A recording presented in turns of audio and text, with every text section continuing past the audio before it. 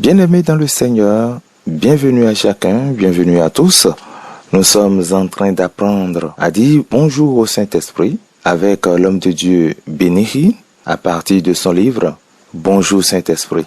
Et aujourd'hui, nous allons aborder la dernière partie de ce livre, c'est-à-dire le chapitre 12, puisque nous avons déjà lu les 11 premiers chapitres et aujourd'hui, nous allons aborder donc le chapitre 12 pour finir. Le chapitre 12 est intitulé « Le paradis sur terre ». Et nous commençons. Il n'y avait pas de grandes choses dans le contenu de mes premiers sermons en 1974 et au début de 1975. C'était essentiellement mon témoignage sur l'œuvre de l'Esprit, comment il était devenu si réel pour moi. Je ne savais pas grand chose à cette époque-là et il y avait tant de choses que je devais encore apprendre en suivant la voie de l'Esprit. Mais au cours de l'année 1975, j'ai entendu la voix facilement reconnaissable du Saint-Esprit qui me disait qu'il était temps que je commence à tenir des réunions hebdomadaires à Toronto. Il m'avait dit, suis-moi, écoute ma voix et tu conduiras beaucoup de personnes à Christ. Et c'est ainsi que j'ai démarré. Les lundis soirs, nous avions programmé des séries de réunions qui ont duré pendant 5 années. Nous avions commencé dans l'auditorium du collège et les foules étaient devenues si immenses que nous avions dû nous déplacer et occuper des installations plus grandes. Des centaines et des centaines de personnes y assistaient. Les réunions étaient toutes conduites par le Saint-Esprit et plus que jamais, j'écoutais attentivement sa voix. Des personnes étaient délivrées de graves habitudes. Des familles étaient réunies à nouveau. Nous avions des files de guérison où l'on venait témoigner des miracles. Mais toujours et toujours, les réunions se terminaient par le salut pour les âmes perdues. Puis, quelque chose s'est passé. Des gens ont commencé à recevoir des miracles, des délivrances et des guérisons à partir de l'endroit même où ils étaient assis. Il n'y avait plus de fil pour l'imposition des mains. Dieu commença à œuvrer dans l'auditorium si librement qu'on n'avait plus assez de temps pour écouter tous les témoignages. La presse commença à s'y intéresser. Sur les premières pages de Toronto Star, du Toronto Globe et du Mail, et dans d'autres journaux, dans tout le Canada, on faisait les comptes rendus des assemblées pour les miracles que nous menions. En décembre 1976, le Globe et le Mail envoyaient un journaliste à une de nos réunions afin d'écrire un rapport sur tout ce qui s'y passait. Il parla des guérisons et des témoignages et termina son article en me citant. « Cela ne m'intéresse pas d'élever Bénéhi. Je ne suis et je ne serai pas. Jésus est celui qui est élevé et exalté. Nous voulons atteindre des âmes pour le Seigneur Jésus. Je veux voir des âmes, des âmes, des âmes, des âmes. Peuple, pouvez-vous comprendre cela? » Sous le grand titre « La guérison par la foi », marche-t-elle vraiment? Le Toronto Star présenta 4 études de cas de personnes qui avaient été guéries au cours de nos réunions. Il parla de cet ouvrier d'équipe de l'usine GM à Oshawa qui avait un cancer de la gorge. Cette semaine, à la suite d'un contrôle à la clinique cancérologique, on lui avait dit qu'il n'y avait plus aucune tumeur maligne. Il raconta l'histoire du conducteur de camion de Beaverton, quelqu'un qui n'allait jamais à l'église. Cela faisait 7 années qu'il souffrait d'une défaillance congestive du cœur et d'un léger emphysème, maladie des poumons. Des amis l'avaient persuadé d'assister à la croisade de guérison. 3 jours plus tard, je suis allé voir le médecin et il m'a dit qu'il ne trouvait rien d'anormal en moi, dit-il. Dieu a dû me guérir. Qu'en pensait le médecin? Le journaliste cita un qui avait dit, « Écoutez, il y a tellement de choses qui se passent dans le monde, nous ne sommes pas au courant de toutes. » Des chaînes de télévision commencèrent à faire des documentaires sur ce que Dieu était en train de faire. La chaîne nationale de télévision canadienne CBC, Global TV, et une très grande chaîne indépendante de Toronto, Canal 9, fit des éditions spéciales. Nous avions notre propre programme hebdomadaire de télévision qui passait à 1 heure de grande écoute, près de 60 minutes, qui dura 1 année et demie. Un taxi jaune à Pittsburgh. Cela ne me fut pas facile de quitter la grande ville de Toronto en 1979. C'est là que j'ai été sauvé, guéri et touché par le Saint-Esprit de Dieu.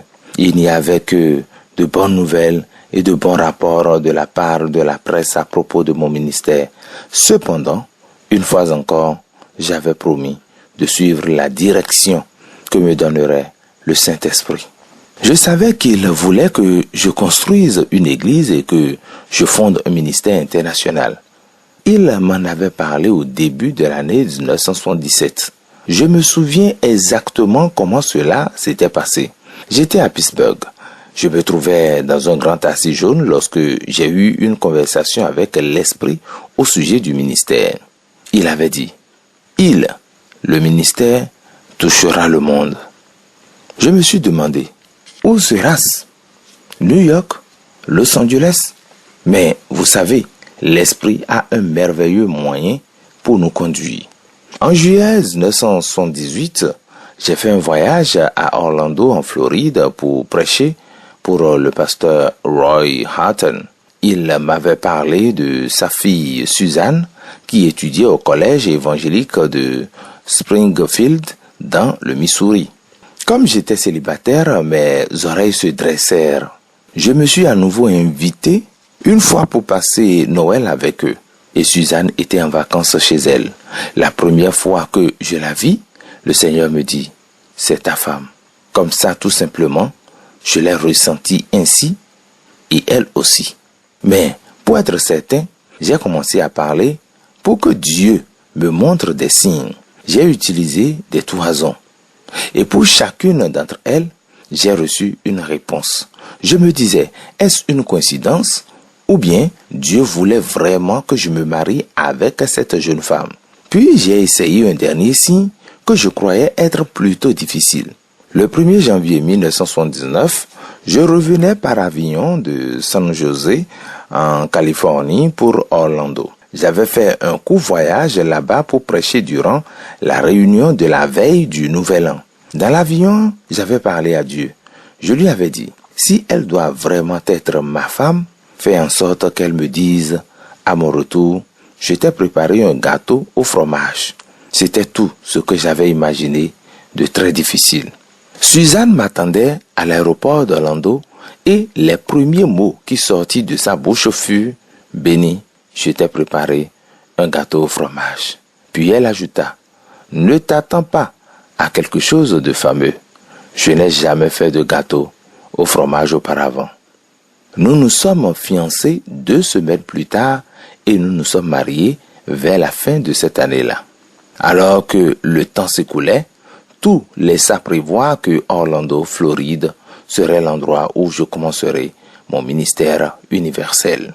Le centre chrétien d'Orlando a démarré avec tout juste une poignée de personnes. Maintenant, chaque semaine, il touche la vie de milliers de personnes et nous avions aussi un public par la télévision nationale. Il n'est pas l'instigateur. Pour être honnête, je n'avais aucune idée où l'Esprit conduirait ma vie lorsque j'ai commencé ma relation avec lui. Tout ce que je savais, c'était qu'il était réel et qu'il désirait avoir une communion avec moi. Il voulait être mon enseignant et mon guide. Mais voici la conclusion que j'ai pu tirer. Le Saint-Esprit ne fera jamais sa promotion. Il élèvera Jésus. Il ne va pas se créer une place pour sa propre grandeur. Il donnera tout honneur au Seigneur. J'ai aussi appris que l'Esprit n'est pas l'auteur des dons de Dieu. Il est celui qui vous aide à recevoir de celui qui donne, Dieu le Père. Il est aussi celui qui vous aide à recevoir Dieu le Fils comme Sauveur et Seigneur. Vos droits sur l'Esprit. Même le non-croyant ressent la puissance du Saint-Esprit. J'ai parlé à des centaines de personnes sur leurs expériences lors de leur conversion. Et beaucoup m'ont dit, quelque chose se passait dont je ne saurais expliquer le sens. Je me sens mal à l'aise quand je faisais quelque chose de mal. C'était la puissance de conviction de l'esprit. L'Éternel a dit, mon esprit ne restera pas à toujours dans l'homme. Genèse 6.3. Il y a un combat qui se poursuit alors que le Saint-Esprit essaie de vous faire comprendre que vous avez besoin du Seigneur. C'est pour cela qu'avant d'être sauvés, les gens sont mal à l'aise en présence du Seigneur. En réalité, l'Esprit est un témoin pour Jésus. Quand sera venu le Consolateur que je vous enverrai de la part du Père, l'Esprit de vérité qui vient du Père, il rendra témoignage de moi. Jean 15, 26. Le but principal de l'Esprit est de conduire les personnes à Christ. L'Esprit condamne et convainc. J'ai rencontré des personnes qui avaient quitté une réunion d'évangélisation et se sont senties littéralement traquées par le Saint-Esprit. Elles se sont senties malheureuses à cause de leurs péchés. Elles ont senti sans cesse un tiraillement dans leur cœur. L'Esprit ne les aurait pas laissées aller avant qu'elles n'aient fait la paix avec Dieu au travers de son Fils. Il entrera dans leurs pensées et leur fera voir la vérité des Écritures, les convaincra de la justesse de l'Évangile. Et après que vous ayez donné votre cœur à Christ, il est toujours là, tout près, pour vous aider à rendre témoignage pour le Seigneur. Le prophète Michée a écrit, « Mais moi, je suis rempli de force, de l'Esprit de l'Éternel, je suis rempli de justice et de vigueur pour faire connaître à Jacob son crime. » Michée 3, le verset 8.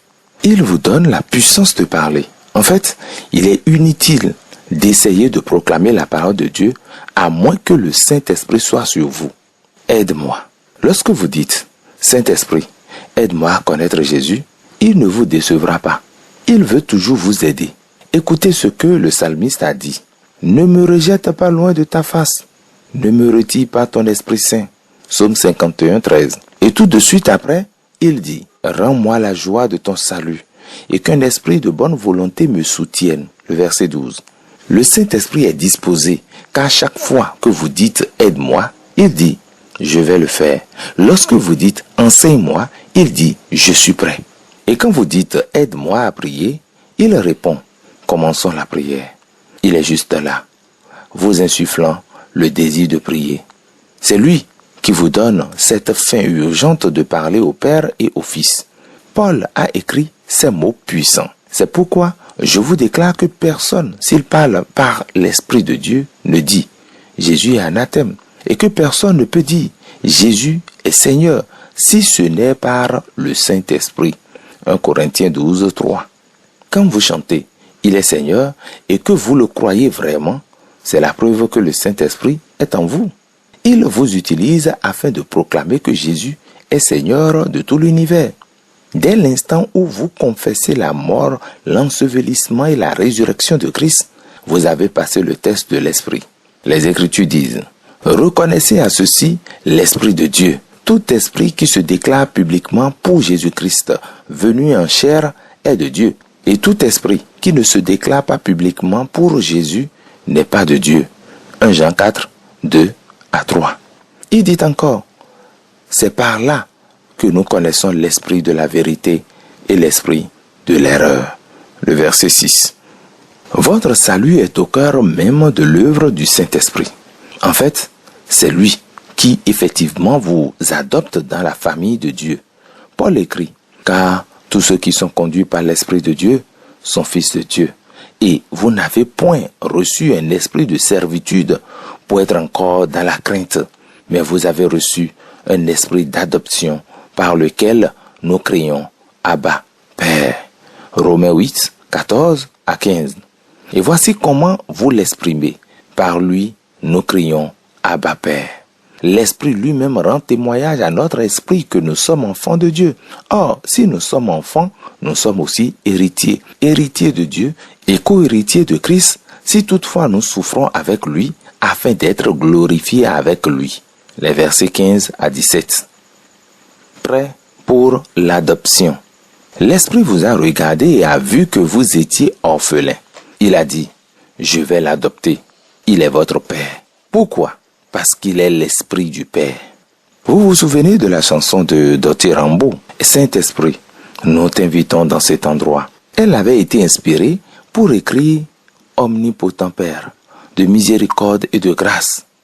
Voilà ce qu'est l'Esprit. Sans lui, il est impossible de nous approcher du Père. Paul vous dit, car par lui, les uns et les autres, nous avons accès auprès du Père, dans un même esprit. Éphésiens 2:8. Par qui? Par Jésus, les Juifs et les païens, à la fois, peuvent s'approcher de Dieu par le Saint-Esprit. Mais voici la partie la plus excitante de toutes. La Bible dit que le Saint-Esprit vous a été donné en guise de garantie pour la vie éternelle. En lui, vous aussi, après avoir entendu la parole de vérité, l'évangile de votre salut, en lui vous avez cru et vous avez été scellés du Saint-Esprit qui avait été promis, lequel est un gage de notre héritage pour la rédemption de ceux que Dieu s'est acquis pour célébrer sa gloire. Éphésiens 1, 13 à 14. Il n'y a pas de doute à ce sujet. Le Saint-Esprit vous prépare pour le ciel.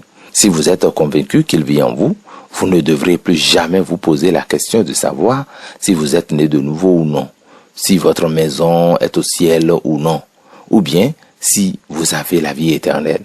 Laissez-moi le dire comme ceci. Si demain matin, vous entrez dans un grand magasin et que vous choisissez quelques vêtements et une paire de chaussures, mais si vous n'avez pas assez d'argent sur vous, vous irez à une caisse spéciale. Vous laisserez des arts sur vos achats et vous direz, je viendrai les chercher la semaine prochaine. Votre nom est alors écrit sur la facture et vous ramènerez le reçu chez vous. Puis, la semaine suivante, vous allez reprendre vos biens. C'est exactement ce que Jésus a fait lorsqu'il est venu et qu'il vous a donné le Saint-Esprit. La seule différence, c'est qu'il a tout payé au calvaire. Mais voici ce qu'il a dit. J'ai payé pour ta vie, mais je ne te donne pas d'acompte pour garantir que je l'ai fait. Il a envoyé le Saint-Esprit et si vous l'avez, vous êtes sur le chemin de la gloire. Lorsque Christ reviendra, il vous prendra et vous ramènera à la maison. Cela vaut la peine de pousser des cris de joie à ce sujet. Vous appartenez au Seigneur, c'est pourquoi vous pouvez vous tourner vers l'hideuse face de Satan et lui dire « Ne me touche pas, j'appartiens à Christ. » Et n'ayez pas peur de confesser la parole. Donnez-lui un coup de pied et il s'enfuira loin de vous. Vous avez le Saint-Esprit, un dépôt pour votre héritage. Pourquoi vous a-t-il été donné en guise de caution? Christ nous a rachetés de la malédiction de la loi, étant devenu malédiction pour nous, car il est écrit, maudit est quiconque est pendu au bois. Galates 3, le verset 13. Ensuite, Paul a écrit cette merveilleuse vérité, afin que la bénédiction d'Abraham ait pour les païens son accomplissement en Jésus-Christ, et que nous recevions par la foi l'Esprit qui avait été promis. Le verset 14. L'Esprit a été donné comme promis parce que Christ est devenu malédiction pour nous. Vous avez besoin d'aide. Dès l'instant où vous acceptez Jésus comme votre sauveur, c'est l'Esprit qui vous donne la volonté, la force et le désir d'obéir à Dieu et de vivre une vie chrétienne. Sans lui, cela n'est pas possible.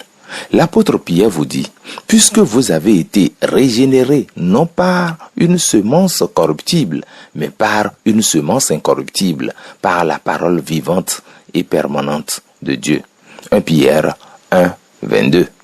La raison pour laquelle les personnes, même les chrétiens, échouent, c'est parce qu'elles comptent sur leur propre force. Vous ne pouvez pas obéir à Dieu en disant « j'y arriverai par moi-même ». Combien de fois avez-vous dit « je vais prier » et vous ne l'avez pas fait? Ou bien « je vais lire la parole » mais vous avez oublié de le faire. Pourquoi? Parce que vous dépendez de votre tête. Si vous êtes tributaire de la chair, vous échouerez toujours. Il vous donnera la force et la vie, mais l'Esprit vous donnera quelque chose d'autre, de tout aussi important. Il vous donnera le repos. Ésaïe a dit, comme la bête qui descend dans la vallée, l'Esprit de l'Éternel les a amenés au repos. C'est ainsi que tu conduis ton peuple pour te faire un nom glorieux. Ésaïe 63, le verset 10. Juste après avoir commencé à prêcher l'évangile, j'ai rencontré David Duplessis. Il était connu comme Monsieur Pentecôte. Ceci à la suite de ses présentations sur le Saint-Esprit aux responsables religieux du monde. Il était un charismatique avant même que quiconque sache ce que voulait dire ce mot. J'avais emprunté le même corridor que cet homme, Ouin, lors d'une conférence de Brockville, Ontario, Canada. J'ai rassemblé tout mon courage pour l'arrêter et lui poser une question. Je lui ai demandé timidement, « Docteur Duplessis, que dois-je faire pour plaire vraiment à Dieu ?» Le vieil homme, qui est maintenant auprès de Jésus, s'arrêta, posa sa mallette par terre, pointa son doigt sur ma poitrine et me poussa contre le mur. Je ne m'attendais certainement pas à cette réaction de la part de ce frêle prédicateur. Tout ce que j'avais dit, c'était « Comment pourrais-je plaire à Dieu ?» Et il me cloua contre le mur. Puis, il dit 2 mots que je n'ai jamais oubliés. Il a dit « N'essaie pas ». Puis, il reprit sa petite mallette et descendit le hall. Je l'ai rattrapé et lui ai dit « Docteur Duplessis, je ne comprends pas ». Il s'est retourné calmement et a dit « Jeune homme, ce n'est pas ta capacité, c'est son habileté en toi. » Ensuite, il m'a dit « Bonne nuit » et il est rentré dans sa chambre. J'étais encore perplexe alors que je me dirigeais vers ma chambre. Je me suis étendu sur mon lit et j'ai pensé à ces paroles. Ce n'est pas ton habileté, c'est sa capacité en toi. À ce moment-là, je ne savais vraiment pas prier, mais l'Esprit commença à me révéler la vérité dans ces mots. Comment pourrais-je faire plaisir à Dieu en me soumettant à lui? Il ne faut même pas essayer. C'était comme M. Pentecôte avait dit, le Saint-Esprit fera le travail. Ce n'est pas par ma force, c'est la sienne. Sinon, je me vanterai de mes propres réalisations. Le toucher de Dieu. Lorsque vous verrez Jésus face à face, vous ne direz pas, Seigneur, regarde ce que j'ai fait. Vous direz, Seigneur, regarde ce que tu as fait de ce malheureux homme que je suis. Commence par le mettre en pratique. Ouvrez largement vos bras et dites, Esprit du Dieu vivant, je veux vivre pour Jésus aujourd'hui. Je te donne ma pensée, mes émotions, ma volonté, mon intellect, mes lèvres, mes oreilles et mes yeux. Utilise-les pour la gloire de Dieu. Lorsque je me réveille et que je fais ce genre de prière, l'onction m'inonde comme un océan à marée haute. Dès l'instant où je m'abandonne complètement, Dieu commence à couler dans mon ministère. Rien de moins ne pourrait le faire. Je me suis souvent demandé pourquoi. Dans mes propres réunions, l'Esprit me conduit souvent à prier pour les guérisons. Je me suis posé la question de savoir pourquoi dans mon ministère, il y a des personnes qui tombent sous la puissance du Saint-Esprit. Mais lorsque je regarde les résultats de ces réunions, je vois que chaque manifestation de l'Esprit a un but, amener les gens à Christ. C'est la démonstration que Dieu est vivant, qu'il agit toujours dans la vie des personnes. J'ai vu des milliers de personnes tomber sous la puissance de l'Esprit et je crois que c'est tout simplement un petit toucher de la puissance de Dieu qu'elles expérimentent. Mais cela démontre aussi la terrible force du Tout-Puissant qui attire les personnes au Seigneur. Qu'on soit guéri ou que l'on soit terrassé dans l'esprit n'est pas la condition nécessaire pour aller au ciel. Il n'y a qu'une seule porte, Christ le Seigneur. Ne détournez jamais votre attention sur le but de l'Esprit sur la terre. Il est l'Esprit du Père et l'Esprit du Seigneur dont la tâche est de conduire le peuple à confesser que Christ est Seigneur. Dès que j'ai commencé mon ministère, je n'ai jamais cessé d'être étonné en voyant la puissance du Saint-Esprit. Il est doux, néanmoins, il est puissant. L'herbe sèche, la fleur tombe. Quand le vent de l'Éternel souffle dessus, certainement, le peuple est comme l'herbe. Ésaïe 40, le verset 7. Le Saint-Esprit n'est pas un personnage qui est faible. Alors que j'étais à la fois nouveau chrétien et jeune ministre de Dieu, j'avais l'habitude de me tenir en retrait et regarder attentivement le Seigneur à l'œuvre. Je savais que ce n'était pas moi qui touchais les vies, c'était la souveraineté de Dieu et l'opération du Saint-Esprit. J'observais tout simplement avec étonnement. Mais je ne pense pas que j'allais être aussi terrifié de ma vie que ce dimanche soir du mois d'avril 1975. Je me trouvais debout sur l'estrade d'une petite église pentecôtiste à l'ouest de Toronto lorsque mes parents, Constandy et Clémence, sont entrés dans la salle. Mon cœur s'arrêta presque de battre et je pouvais sentir la sueur couler sur mon front. Mon pire cauchemar n'aurait été rien à côté de ce que je vivais maintenant. J'étais pétrifié. J'avais trop peur pour rire et j'étais trop surpris pour crier. Quelle était leur pensée? Cela faisait 5 mois que je prêchais, mais mes parents n'étaient pas au courant. L'attention à la maison au sujet du Seigneur était déjà assez mauvaise. Je ne voulais pas leur en parler. Mais ils avaient vu une annonce que le pasteur avait mise dans le journal et ils sont venus dans la petite église. Je ne pouvais même pas jeter un coup d'œil dans leur direction. Mais dès le moment où j'ai ouvert la bouche pour prêcher, l'onction du Saint-Esprit a rempli le bâtiment. Elle était si forte. Les mots ont commencé à couler comme une rivière. Je me suis retrouvé en fait en train d'écouter ce que l'Esprit me conduisait à dire. Alors que je terminais mon message, je me suis senti conduit à commencer à servir les personnes qui avaient besoin de guérison. Je me disais, qu'est-ce que maman et papa pensent de tout ceci? Puis ils se sont levés et sont sortis par la porte de derrière. Après la réunion, j'ai dit, Jim, il va falloir que tu pries. Jim Pointer était sur l'estrade ce soir-là et il connaissait la gravité de la situation. J'avais même pensé aller passer la nuit chez lui pour éviter l'inévitable confrontation. Au lieu de cela, je suis monté dans ma voiture et je me suis mis à sillonner les rues de Toronto. J'avais pensé, si je rentre à la maison vers minuit, ma famille serait en train de dormir. Ce fut juste après 2 heures du matin que je laissais doucement la voiture au parking en face de la maison et j'éteignais le moteur. Je grimpais les marches sur la pointe des pieds, tournais la serrure de la porte d'entrée. Je l'ouvris et je sursautai d'effroi par ce que je voyais. Là, en face de moi, étaient assis sur le divan ma mère et mon père. La panique m'a frappé quand je les avais vus entrer dans l'église. Mais maintenant, c'était pire encore. Mes genoux commencèrent à trembler et je me mis à la recherche d'une chaise pour m'asseoir. Mon père parla le premier et je l'écoutais, n'en croyant pas mes oreilles. « Fils, dit-il doucement, comment pouvons-nous devenir comme toi? Est-ce que j'entendais bien ce que je pensais que j'entendais? Est-ce le même homme qui avait été si offensé lors de ma conversion? Le père qui avait formellement interdit qu'on prononce le nom de Jésus à la maison?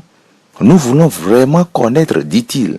Disons-nous, comment nous pouvons avoir ce que tu as? J'ai regardé en direction de ma chère mère et j'ai vu des larmes qui descendaient sur ses belles joues. Je n'ai pas pu retenir ma joie dès cet instant-là. J'ai commencé à pleurer moi aussi et durant l'heure qui suivit ce moment inoubliable, j'ai ouvert la Bible et j'ai conduit mes parents à la connaissance du Seigneur Jésus, le Sauveur. Mon père a dit, « Béni, sais-tu ce qui m'a convaincu ?» Il raconta que lorsque j'avais commencé à prêcher, il s'est tourné vers ma mère et lui a dit, « Ce n'est pas ton fils là? Ton fils ne peut pas parler. Son Dieu doit être vrai. » Il ne savait pas que j'étais complètement guéri du bégaiement. La conversion merveilleuse de mes parents a permis au Seigneur de faire une percée dans ma famille. Henri se pointa et fut sauvé. Mon petit frère Mike naquit de nouveau. Puis, ce fut le tour de Chris.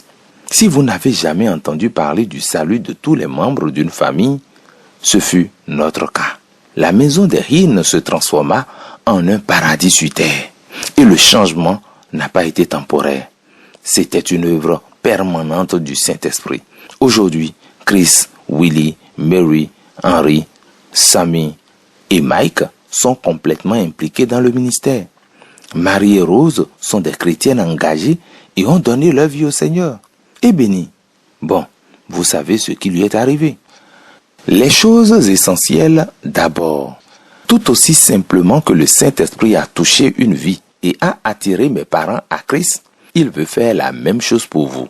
La plus grande œuvre de l'Esprit n'est pas de vous conduire à quelque ravirement céleste sur terre. Cela peut parfois arriver, mais son dessein est de vous convaincre du péché et de conduire les personnes à Jésus. Alors que vous avez lu ce livre, peut-être que vous vous dites, c'est pour moi. Je veux avoir une communion excitante et personnelle avec le Saint-Esprit. Mais êtes-vous prêt pour cela? Ce qui s'est passé pour moi la nuit où l'Esprit est entré dans ma chambre n'était pas le premier pas. Cela avait commencé beaucoup plus tôt. Vous devez mettre en premier les choses qui doivent être faites avant d'emprunter chaque marche de votre échelle spirituelle. Mon ami, si vous n'avez jamais demandé à Christ de venir dans votre cœur, c'est le moment. C'est le pas le plus important que vous aurez jamais à prendre. Maintenant dites, Jésus, je confesse que je suis un pécheur. Je crois que tu es le Fils de Dieu et que tu as versé ton précieux sang sur la croix pour moi. Pardonne mon péché, purifie mon cœur de toute injustice. Je te remercie de m'avoir sauvé maintenant. Amen. Si cette prière est venue du fond de votre cœur, vous êtes donc prêt pour commencer une nouvelle vie dans l'esprit. Et chaque jour, alors que vous priez, lisez aussi la parole de Dieu et parlez aux autres de son amour et vous comprendrez comment Dieu dirige votre vie de façon passionnante. En conclusion, je vous dis que je dépends entièrement du Saint-Esprit. Il est tout ce que j'ai. Il est tout ce que vous avez. Jésus l'a promis et Dieu l'a envoyé afin que vous puissiez avoir la connaissance, la puissance, la communion et la coopération. Il va vous oindre, vous aider, souffler sur vous, vous consoler, vous donner du repos, vous conduire et vous guider, vous aider à prier et à faire beaucoup d'autres choses encore. Il attend afin de commencer une relation avec vous qui changera votre vie pour toujours. Mais c'est vous qui devez lui lancer l'invitation. Lorsque le soleil se lèvera demain matin, son désir est de vous entendre lui dire « Bonjour Saint-Esprit ». Bonjour Saint-Esprit. Bien-aimé, c'est la fin de ce livre. Merci et encore une fois merci de l'avoir écouté, de l'avoir suivi de bout en bout. Merci de nous avoir écoutés.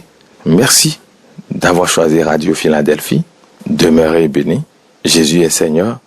Et à la prochaine pour un autre livre.